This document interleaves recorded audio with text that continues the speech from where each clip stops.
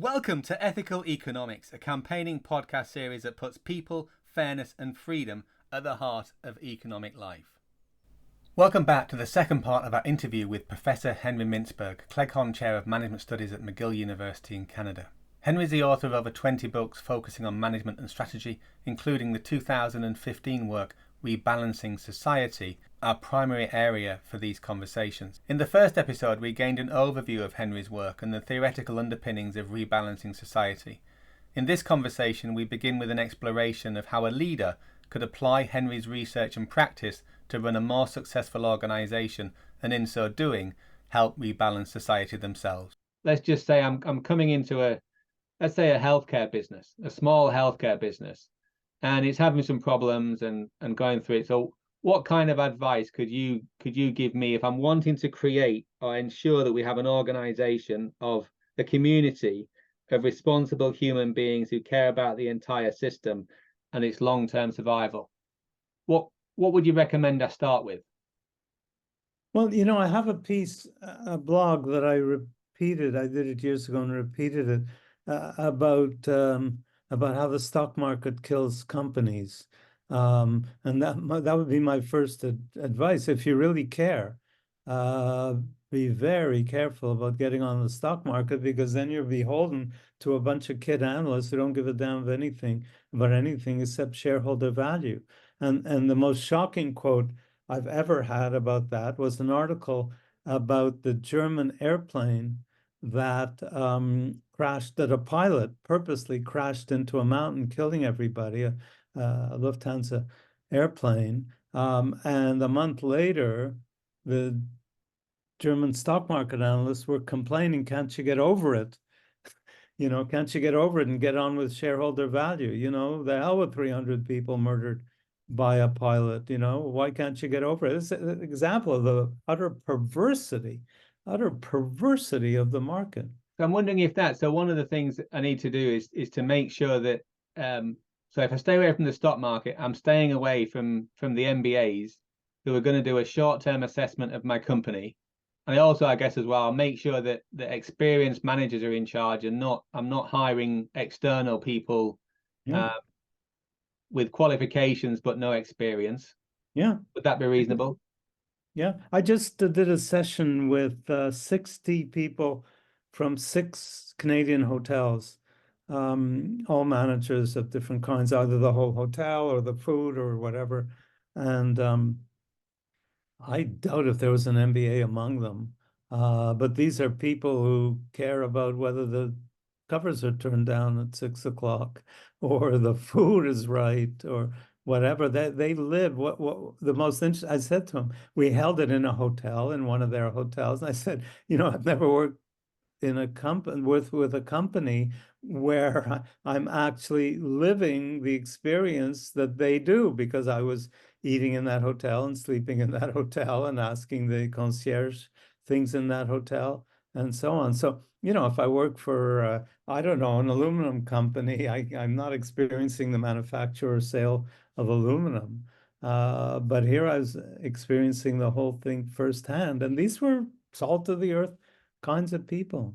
Yeah, no, definitely. I think when someone's attached to operations, they tend to be the most grounded managers and leaders, don't they? Yeah.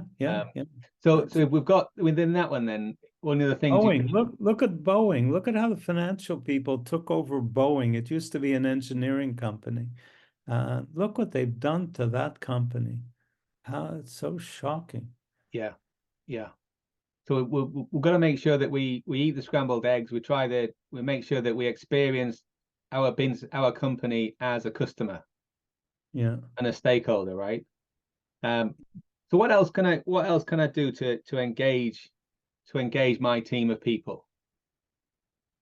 Well, live it together. At McDonald's, when Ray Kroc was there, they used to go make hamburgers one day every year, and live it together and share it together and discuss together and keep the channels open, and pride yourself on the fact that McDonald's always used to say that, probably still true, maybe not, I don't know, that all their ideas came from their franchisees.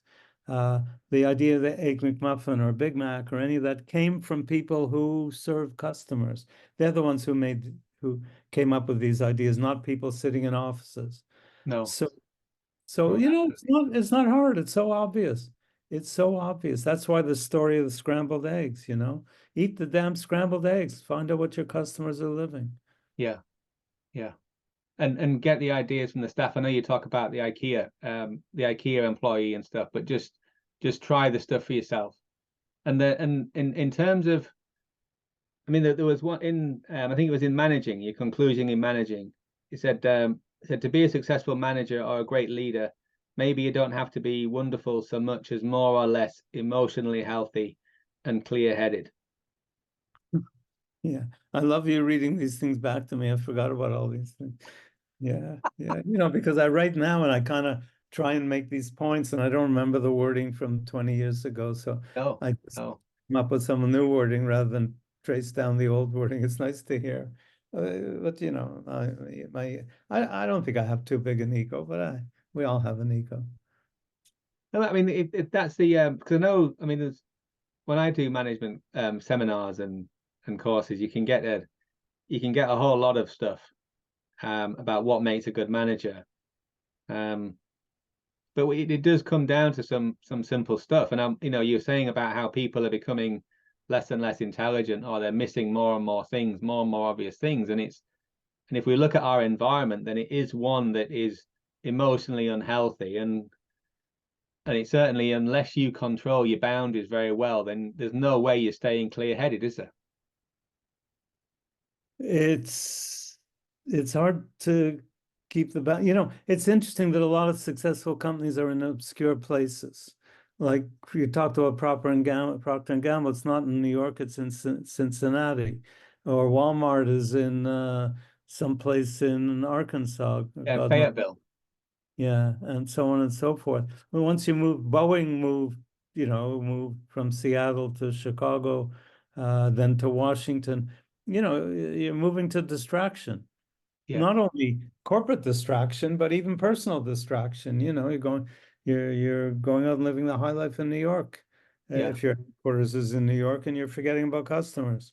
And Warren Buffett being out in Omaha, right, and consciously staying away from New York and Wall Street.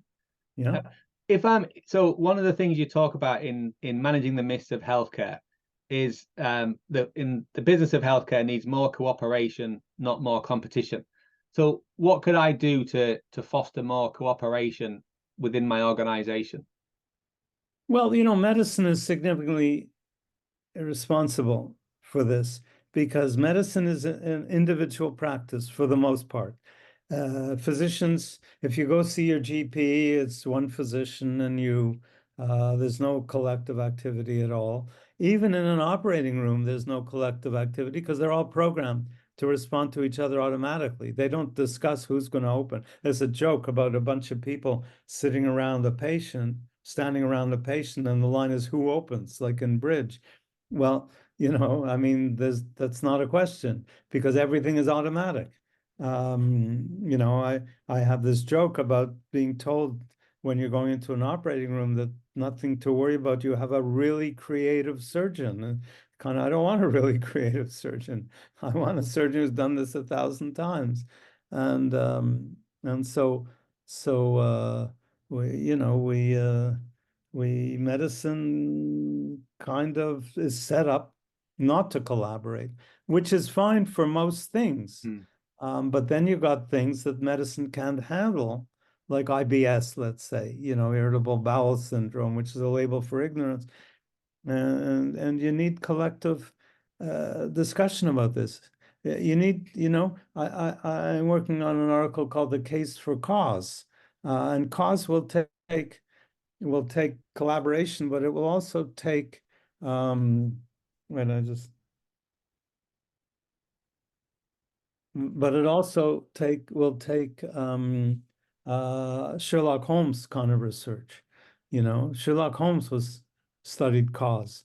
That was his specialty, whereas physicians want to diagnose, they want to get you into their category. Hmm. Uh, they don't want to find cause, they want to apply cure or treatment. Um, And so they're partly to blame for this. Uh, and there's got to be an opening up of people working together more, especially in research. Yeah. And any suggestions on how to draw together experts that are used to knowing the answer to step into that space of the reflective practice that you talk about in managers, not MBAs, and during your managerial courses that I've seen on some of them on YouTube, is how to draw people who are used to knowing the answer and to help them to be comfortable enough in a space where they don't know the answer to engage and participate. Well, for one thing, you need a variety of experts. And for another thing, you need people who have the experience. So I have a bunch of skin things that I have to deal with, nothing too serious at this point. But I want to sit down with a pharmacist and a GP who's interested in diagnosis, uh, and I forget who the third one is, and just brainstorm about where's this coming from? What's causing this? Because the dermatologist doesn't seem to be very interested in cause. He wants to treat, and he does that well. But I would rather preempt an illness than have it treated. And I guess if we're going to fixing or improving a company, recruiting people who are collaboratively autonomous as well is going to be an important thing, right? We've got sociable experts as opposed to isolationist experts who just want to get on and do their thing, right? Um, Well, that yeah, could I make a mean, difference, couldn't it? yeah, the company that's making this thing is, in manufacturing, it's just making this thing, right? Or this thing or whatever you want. And but that's quite different from coming up with a new way to do this. Yeah. Uh, it's not the people who know how to engineer this who are going to re-engineer it. And some re-engineering has been spectacular. I'm not a fan of Uber, but the way in which Uber re-engineered the taxi business is brilliant. Absolutely brilliant. The way Amazon has re-engineered retailing is brilliant. Absolutely brilliant. They're blowing it, I think, now, frankly, but because they're so um, their website is a free-for-all. The same product available six different ways and six different prices. It's crazy. But the It's, re-engineering of the distribution chain is amazing. yeah. I just wonder for with Uber whether there's a lot of that is that they were able to handle a turn something that was part of the problem or part of the cost of a business and make it an externality, which is taking care of your drivers, right? Well, I think that's a con. I think that's a ploy. I think they are the employers of Yes, those people, or at least me the too. contractors, but they use this as a way out, as a kind of manipulated way out of dealing properly with those people. Um, but the interesting thing is without GPS, I guess Uber couldn't really exist because, especially with the knowledge, right, in London. I mean, Yes. these people spent 4 years. Does that still exist? Do people still go through this? Because it's a bit of a joke now. Any GPS system will beat or match any driver now. Well, it's getting close. If you said that to one of the black cab drivers, they would disagree with you. But Sure. but it's certainly the prevalence of Uber cars and some of those drivers as well. I mean, absolutely crazy, just with little regard to the highway code. But they are still there, but it's less and less. It's obviously the medallions are less and less valuable, unfortunately. Yeah, yeah, they got completely screwed by governments that didn't protect them. On the other hand, some taxi company could have come up with all this Yes. and maintained the favor of their drivers, but they didn't. And what am I supposed to do? I don't like Uber, but I need to go somewhere. And I got to call and bring up my credit card and do this and do that. I call Uber. They always appear on the wrong side of the street because they don't know how to read numbers, or their program isn't very good about which side of the street. So the last couple of times they've been in weird places. But you get in, you chat a bit, and you get out, and that's it. I don't take my credit card out.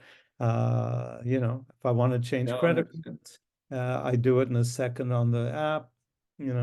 I mean, it's they've rethought, reframed the whole taxi business. Yes. Yeah, they did. And with all the people available who want to work a few hours here and there, they're tapping into all that and using their cars. Yeah. Yeah. In I'm just looking at a quote from Carl Weig about the scholarship of integration, about making connections, giving meaning to facts in complete disregard to disciplinary boundaries. And that I was reminded of that when you were talking about the importance of getting experts together to solve a problem and find a cause to an illness or an ailment rather than just treat symptoms.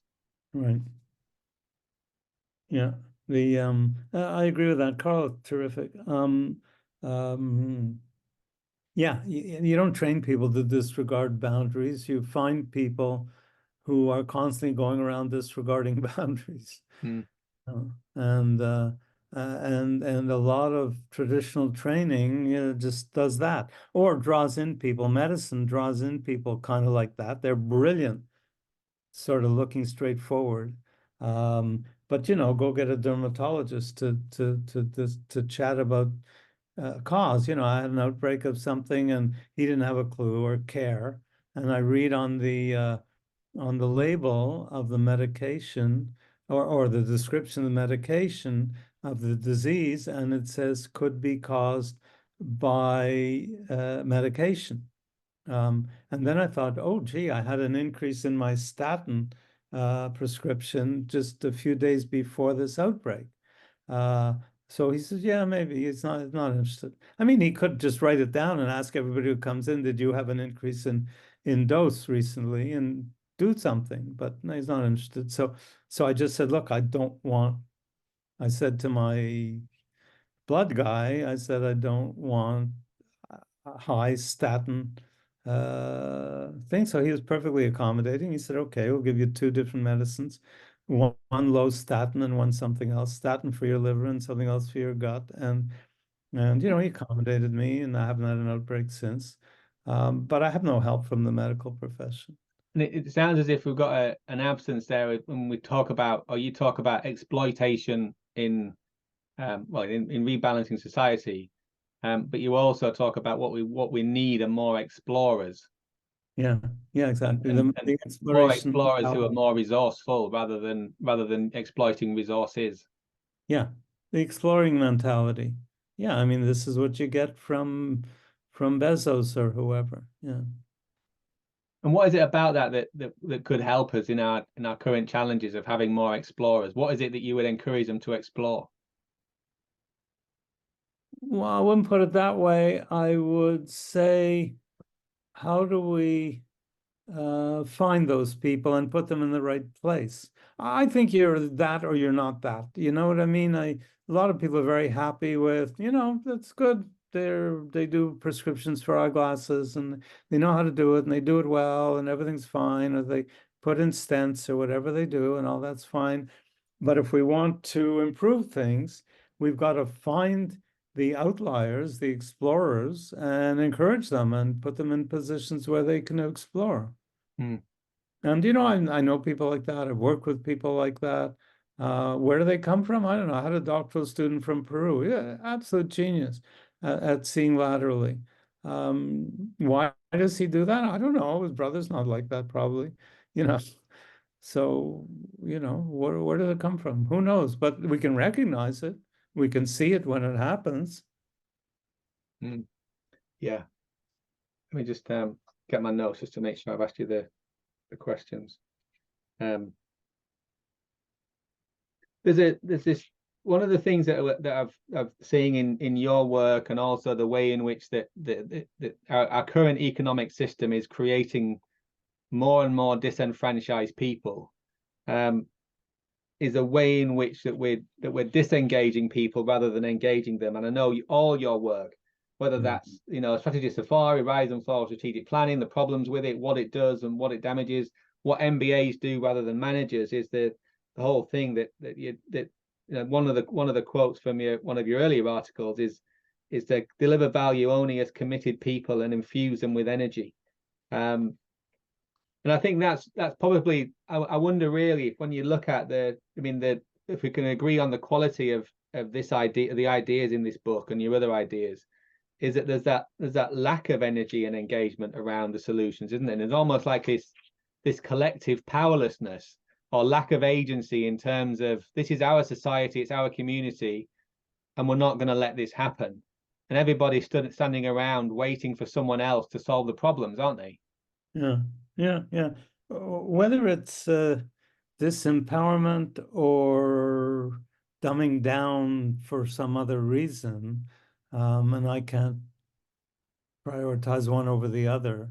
But I think they're both behind this problem. I think the dumbing down is not to be underestimated. I think something is dumbing us down, smart people as well as dumb people. And something, very smart people do very stupid things sometimes, and like Friedman with Pinochet. Well, my expertise is in stressful situations, and if I wanted to, and I've studied military philosophy as well, so if I wanted to cause someone to do a foolish thing, I would increase the stress. And the more stressed I could make you, then the less intelligent you're going to be. And whether that's stressed as in, if you're fearful for your life, if I give you an overwhelming and new challenges that you haven't considered before, and I give you no time to reflect. And I think that's one of the things that when I working in learning and development in Procter & Gamble, I used to say, again, the most valuable learning and development tool is a pad and a pen or a pencil. And for you to sit quietly and reflect on your experiences and write down what happens and think about it, and I guess find your own causes, really, isn't it? When you're talking about in search of a cause, is for us to look at the causes of our success and the causes of our failures, and why does this keep happening? Why am I less intelligent than I used to be when I ought to be becoming wise rather than stupid? Yeah. Pattern recognition. I mean, I think I do that quite well. And you can see patterns. James Watson Sr. said in 1948, after the first computer was created, that there'll be a world market for 4 or 5 computers. So this was the guy who exploited that product more than anybody in IBM, and yet he didn't see it at the beginning. But he didn't have to see it at the beginning. He just had to see it before other people, or better than other people. So he didn't get it. He didn't get it at the beginning, but he got it eventually ahead of others and exploited it. Well, do you know what? I mean, that's one of the things. I did a lot of work around Procter & Gamble's history, and I created a product tree for where Procter & Gamble started in Cincinnati, and there were two brothers-in-law who bought a pig, and one made soap, one made candles, and then from that you've got the Procter & Gamble empire, right? And even though I'd done that for the best part of 4 years, I did not know that Pampers were designed as a traveling nappy and were not designed to be used in the home. Yeah, exactly. I love that story. Yeah, you saw that in my stuff. I use it as an example. Yeah. They were shocked by by it, but obviously they were in a position to do something about it.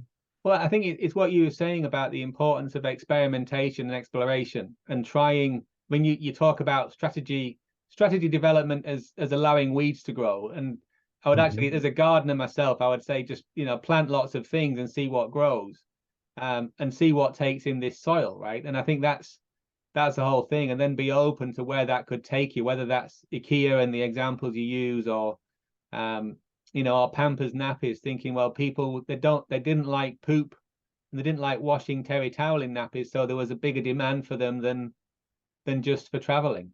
And then you just follow that demand, right? And then you just feed your winners. Yeah. An environmental disaster, by the way. Yes. Yeah, No, they I mean, it's last not way their too long, right? it's not their fault, but in a way, it's not their fault. But Well, it's yeah, I mean, it's their responsibility though, right? So it's yeah, but their only responsibility was to say, "Sorry, we'll ignore this." Uh, legal responsibility, yes. yeah, yeah. So, Anyway, Henry, is there anything if you're thinking about the ideas in the book in Rebalancing Society, any of the, I mean, because it's when I look at it, I just think, blimey, this was written. I mean, this was written nearly 10 years ago now. I'm guessing, given that it was published in 2015, and unfortunately, it's becoming more accurate rather than less. yeah, Um, and there's yeah, a what I did really like was a chapter towards the end of you, me, and we in this troubled world, and yeah, how you say, well, this is it, right? So on page 70, our world is dangerously out of balance and we require radical renewal. People will have to do it, not them, you and me, individually and together.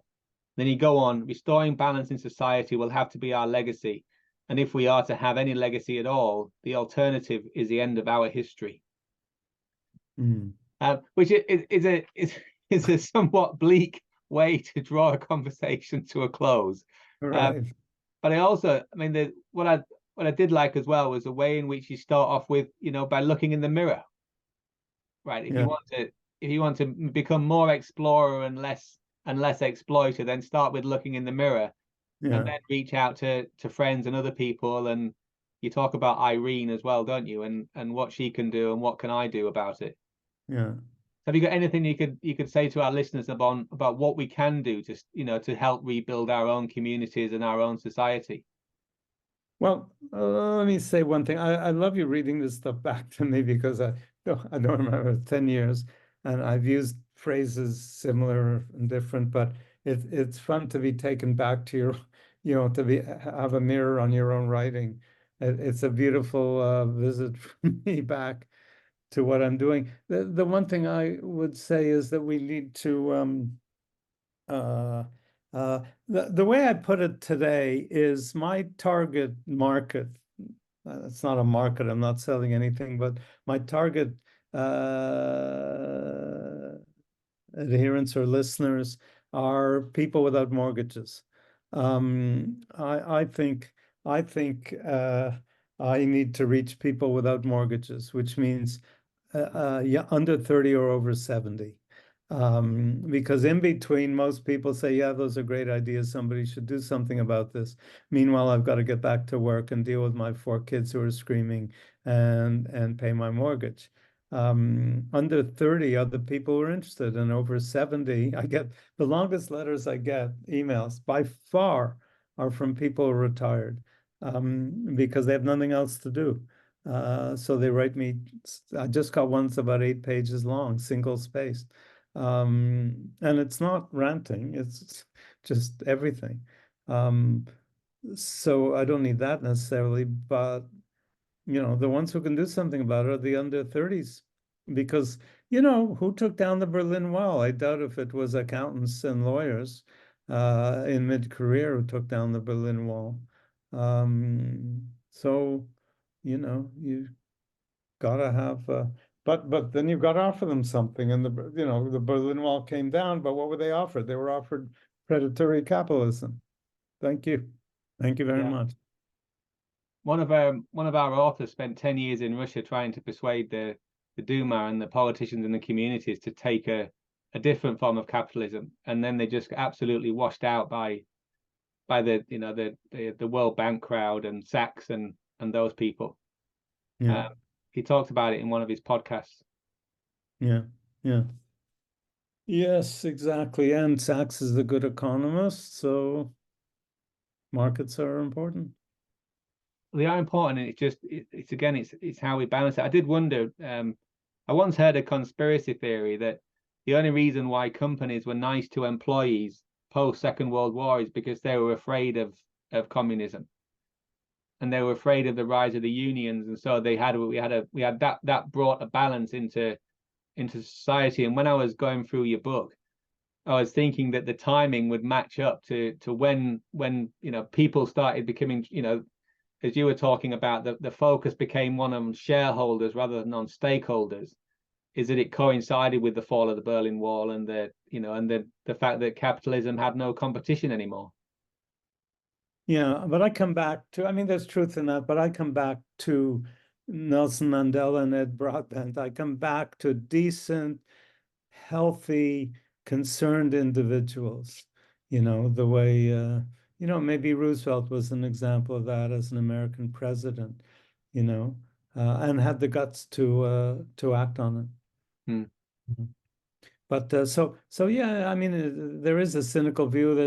There's hard to get workers, so you better treat them well, or they're human beings, so you better treat them well. There was a wonderful quote, I think, again from James Moore, the Carnegie and Stanford professor, who talks about that the purpose of a business education was obviously to learn the business disciplines, but the second one was to deepen an intellectual understanding of the relation between activities in business and the major issues of human existence. Mm-hmm.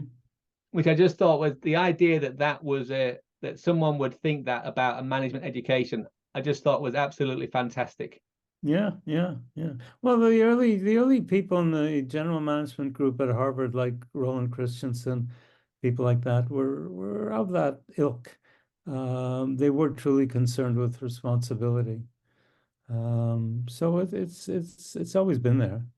And what did you see change over your career, having seen that generation and been part of it, and then moved into this generation?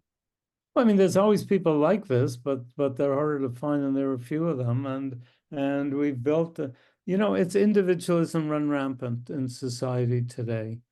Uh, it's just a bit crazy that, you don't ask for permission or forgiveness. You do what you damn well please and barrel ahead. That's what Uber did, It screwed the taxi drivers, and the municipality didn't have the guts to stand up to it. It's kind of like the Bank of Sweden creating a Nobel Prize and the Nobel Committee hiding the fact that it's a lie. Or the New York Times not having the guts to say this is not a Nobel Prize, this is the Bank of Sweden Prize. It's lacking the courage to sort of face things, do things. Yeah, and I know in managing not managers not MBAs, towards the end of it in developing managers, you talk about how the really interesting dissertations address really big issues, and focus on something important, and then they go for the jugular.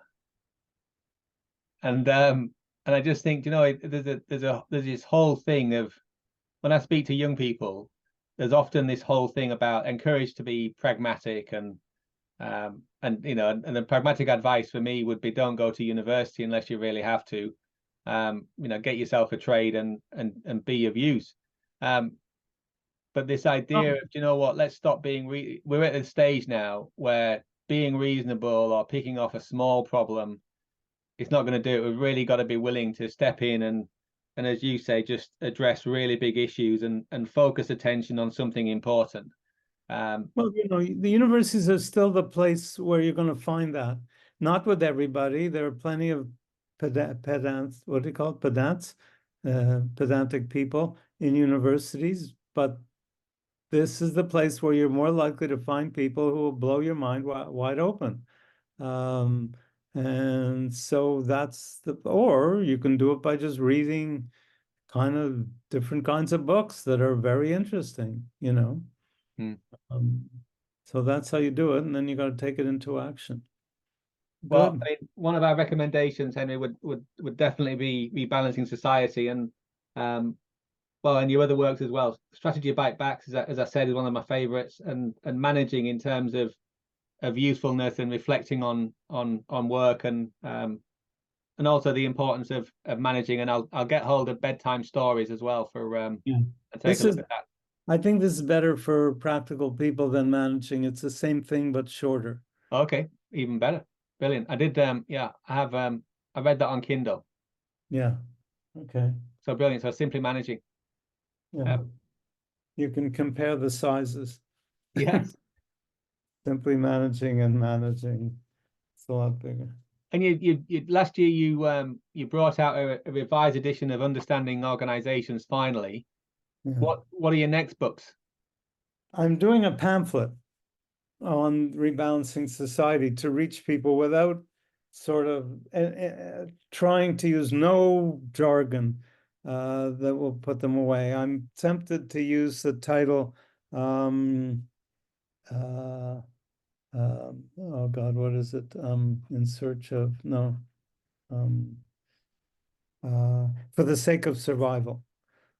And then the subtitle, just short, 35 pages, and the subtitle would be Rebalancing Our Societies and Ourselves. Love it. So that's next. I've written about a quarter of it, which means 8 or 10 pages, I guess, but a huge amount of work still to go for the rest of it. To get it down, I would have sent you a shorter letter. I would have written you a shorter pamphlet, but I didn't have time, Yes. Yeah, very much on big fan of what Mark Twain said. Are you going to be reviewing and going back to any of your other books of finally understanding them? No, I have no plans to do that. I want to do some personal stuff. I've written a whole bunch of short stories. I want to write a book called What I Really Believe, about all my outrageous views on architecture, religion, and everything else.